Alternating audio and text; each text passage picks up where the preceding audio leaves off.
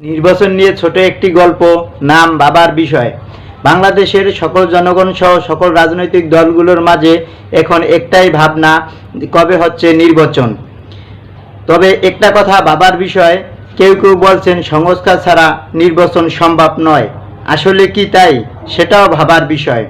যদি সংস্কার ছাড়া নির্বাচন সম্ভব নাই হয়, তাহলে এই সংস্কার কবে শেষ হবে বা শেষ হতে কতদিন লাগবে, বা কোন পদ্ধতিতে খুব দ্রুত সংস্কার শেষ হবে, অথবা কোন কোন কাজ সম্পূর্ণ করলে এই সংস্কার শেষ হবে, সেটাও ভাবার বিষয়।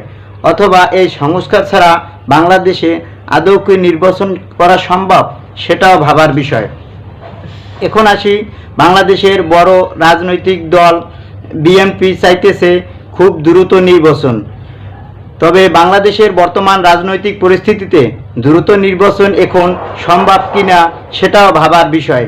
আবার নির্বাচনে বিএনপির সাথে কোনো রাজনৈতিক দলগুলো একত্রিত হয়ে বিএনপির মতো সমকক্ষ দল হিসেবে বিএনপির সাথে নির্বাচন করতে পারবে কিনা, সেটাও ভাবার বিষয়। আবার বিএনপি নির্বাচনের মাঠে প্রতিদ্বন্দ্বিতা করার জন্য তাদের সাথে সমকক্ষ একটি দল পাবে কিনা, সেটাও ভাবার বিষয়। আবার বৈঠকে বিএনপি চেয়েছে ডিসেম্বরের মধ্যে নির্বাচন। এখন দেখা যাক সরকার ডিসেম্বরের ভিতরে নির্বাচন দেয় কিনা, সেটাও ভাবার বিষয়। ডক্টর ইউনূস সরকার বলেছেন ডিসেম্বর বা জুনের মধ্যে নির্বাচন হতে পারে।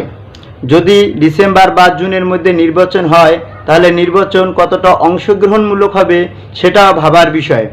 অথবা যদি নির্বাচন হয় বা এবং নির্বাচনে কোনো দল জয়লাভ করে, সে দল কতটা অংশগ্রহণমূলকভাবে এবং কতটা গ্রহণযোগ্যতা নিয়ে সরকার গঠন করতে পারবে আন্তর্জাতিক মহলে, সেটাও ভাবার বিষয়। প্রিয় দর্শক, মূলত এই ভিডিওতে আমার কথাগুলোর মাঝে ভাবার বিষয় বাঙালি বাক্যটাই ছিল ভিডিওটির মূল বিষয়বস্তু। এই ভিডিওতে কোনো দল বা কোনো ব্যক্তি বা কাউকে ইঙ্গিত করে কোনো কথা বলা হয়নি।